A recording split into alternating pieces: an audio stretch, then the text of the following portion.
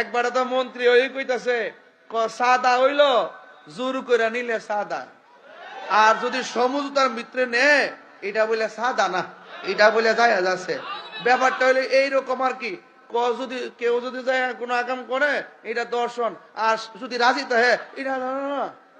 এই বাংলাদেশে চাঁদাবাজি চলবে না, দুর্নীতি চলবে না, সন্ত্রাসী চলবে না, খুন চলবে না। কথা বলেন ঠিক কি না বলেন? এই বাংলাদেশ ওলি আল্লাহর দেশ, শাহপরানের দেশ, শাহপরানের দেশ, গোলাপ সাবাবার দেশ, আব্দুল হামিদ সাবাবার দেশ। এই দেশে শুধু শান্তি আর ভালোবাসা চলবে। পাগলের সুখ তো মনে মনে, জোর করে নিলে বলে সাদা, আর সমঝোতার ভিত্তিতে নিলে বলে সান্দা না। এই বক্তব্য প্রত্যাহার করতে হবে। কথা বলেন ঠিক কি না বলেন? সে যেই রাজনীতি করুক না কেন, চাঁদাবাজকে প্রমোট করা যাবে না, সন্ত্রাসীকে প্রমোট করা যাবে না। কথা বলেন ঠিক কি না বলেন? আমার পরিষ্কার কথা ভাই, আমার ওলি আল্লাহর দরবারে গেলে আধ্যাত্মিকতা বেশি বেশি বেঁচেছে কেন?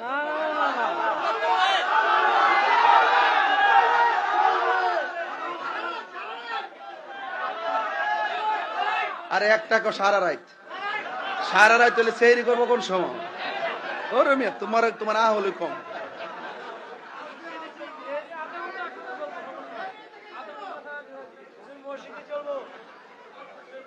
আপনারা কি আমার প্রতি রাগ করছেন?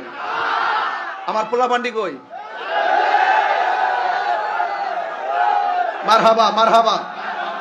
মগবাজার দরবার শরীফ, মগবাজার দরবার শরীফ, নারে তাকবীর, নারে রিসালাত, নারে গাউসিয়া, মসজিদে আলা হযরত। আমিন কোন। অনেকে কয় তাহিরুজুর ভক্ত ফুলাফান। এবার যখন নির্বাচন করতাম গেছি, কয় মুরব্বী নাই, ফুলাফান ফুলাফান।